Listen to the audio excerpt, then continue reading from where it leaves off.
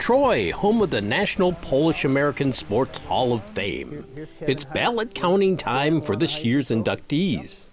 A number of individuals from Hamtramck in Detroit got together to form the organization, and Stan Musial was our first inductee. That was 52 years ago. Stan the Man, one of the greatest hitters of all time from Pennsylvania.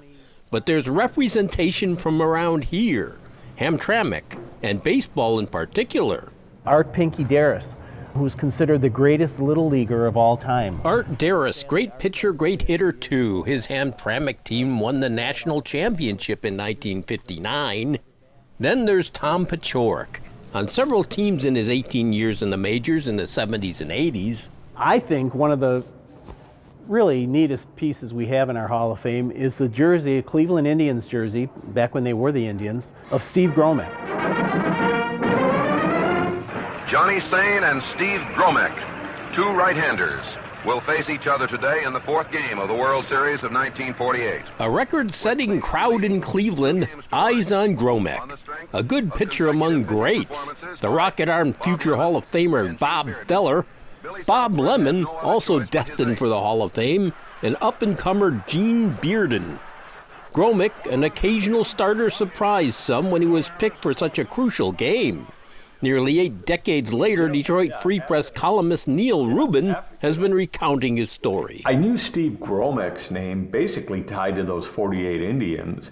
Then, over time, as I lived here, I learned that he was a Hamtramck guy, because Hamtramck has a huge athletic tradition and a big baseball tradition. Stephen Joseph Gromek, 28-year-old right-hander. Of Polish ancestry, entered pro ball as an infielder in 1939. I've personally done a lot of research on Steve Gromek. He's one of my favorite Hamtramck-born major league players. Very interesting guy, great family. The Hamtramck Historical Museum just got this photo album from one of Gromek's sons. Pictures from Hamtramck Day at Briggs Stadium when Cleveland came to play the Tigers. And here's a news photo with Gromek and Cleveland teammate Larry Doby. Yeah, it's such a great photo. I mean, especially for the time period and how race relations were. It's such an iconic photo. 1948, baseball had only been integrated for 2 seasons. Larry Doby was the second black man to play Major League Baseball. And Doby the first in the American League. As Cleveland won Game 4, the photo of Doby and Gromek made the papers across the country. So there's the picture signed by our dad and Mr. Doby.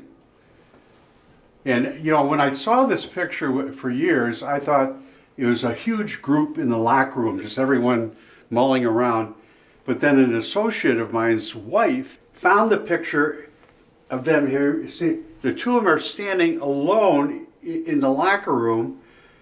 Nobody else is around them, so this is just the two of them embracing, so it's not like it was like a real hug. Steve Gromek's boys quite young during their dad's playing days, but the photo always sat prominently among the sports trophies. A happy moment recorded for history, but for Steve, not without consequences. He doesn't even think anything about this picture. They didn't pose for it. It was spontaneous. But he gets home after the season. He's back in Hamtramck seeing old friends. And some people wouldn't talk to him. They were so appalled by this photo of a white man and a black man that people he had known for decades froze him out. A January Sunday in Royal Oak. Pastor Jeff Nelson with the First United Methodist Church and a sports fan. He's been thinking about that photo with Doby and Gromek. I've been holding this story since Neal shared it with me, knowing that it's a kind of story that needs to be told. To be a servant of Christ is to defy gravity. And defying gravity changes the world, and we need images of what that new world might look like. Here's an image that defied the gravity of its day. Meet Larry Doby and Steve Gromek. It combines all my favorite things. It's got baseball, it's got social justice and doing the right thing, and it's just a great human story. And it's local, and I just think that's pretty cool. This snapshot defied the gravity of a racially segregated world. And I'm here today to tell you that picture made neither of these men popular. He came home and his friends, old teammates didn't want to talk to him. And it's because after that World Series win, took a picture with his arm around Larry Doby. And during the time that it was, people saw that and were like, nope. Gromek found hate mail waiting for him in his mailbox and longtime friends who would no longer have a drink with him at the bar. One former buddy even quipped, "Man, why couldn't you just shook his hand?" There was a lot of fallout in 1948. And you look at that photo and go, yeah, I'm not talking to that guy anymore. That's weird to me. And I mean, I'm sure there's probably a stronger word than weird, but like weird is the best thing I can think of right now. And that brings to the plate Larry Doby. Doby, who's had 4 out of 11, hitting at .364, currently the leading hitter in the series.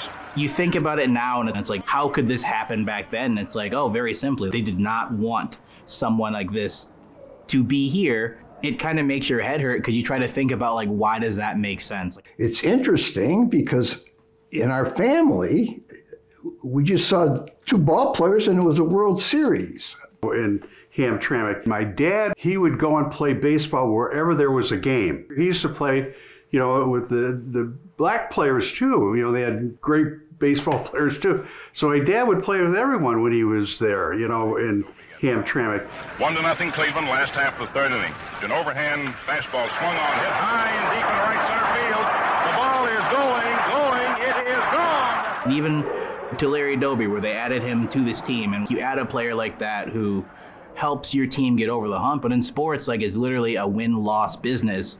Wouldn't you want to do everything you can to win? Larry Doby just teed off for the first home run of the 1948 World Series, and the Indians lead 2-0. Lou Boudreau is up, right-hand man. Cleveland these days. The team, they're the Guardians now. Around Progressive Field, some heroes victorious in 1948 cast in bronze. Rapid Robert Feller, player-manager Lou Boudreau, and Larry Doby. At the Baseball Heritage Museum, a small Doby display with artifacts from the Newark Eagles, Doby's Negro League team before coming to Cleveland in 1947, just 11 weeks after Jackie Robinson joined the National League's Brooklyn Dodgers. Doby, the second one in. Have we forgotten?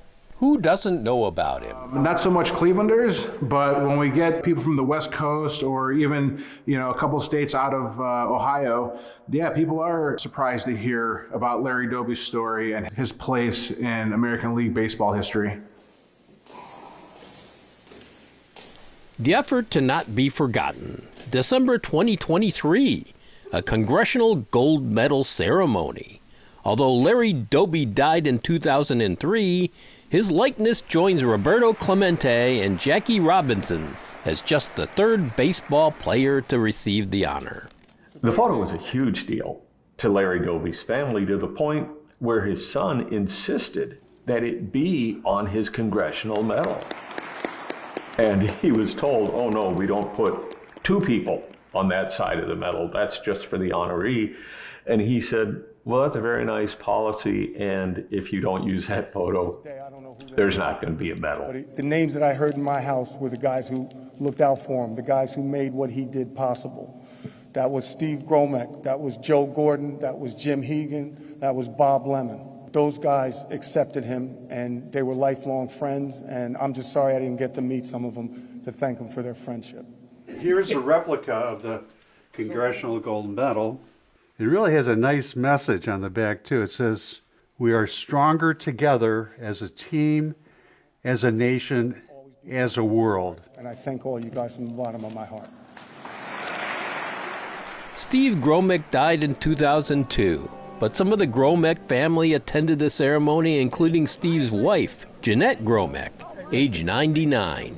And it turned out great because my mother was still alive.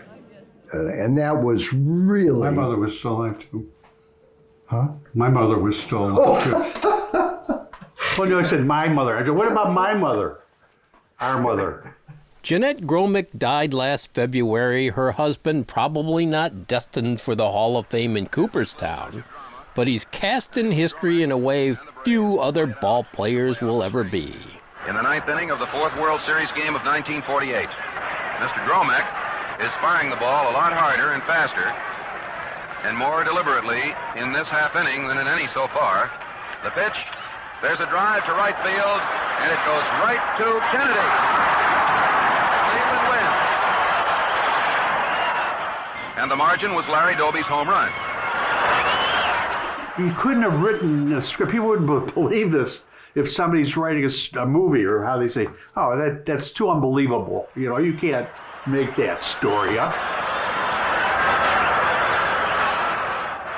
It wasn't Game 7. It wasn't the last game of the World Series.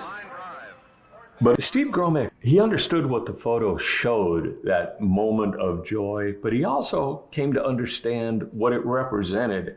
That was important to him also. He could have very easily said, this is never going to happen again. I want no more pictures of me and my teammates of different races, never. So the fact that he leaned in was the mark of a stand-up guy. And I mean, people throw this term around a lot, but like, that's like what an ally looks like. That's someone who has his back. I just think that it's a story that Detroiters in particular need to know and be proud of and just kind of own. Let's continue to be a movement that defies the gravity. If these two guys could do it, a local kid from just down the street, then maybe we can do it too. Let us pray. Gracious God, we thank you for this chance to be together here this morning. Watch this full story and more at onedetroitpbs.org. Follow us on social media and sign up for our newsletter for the latest news from Southeast Michigan.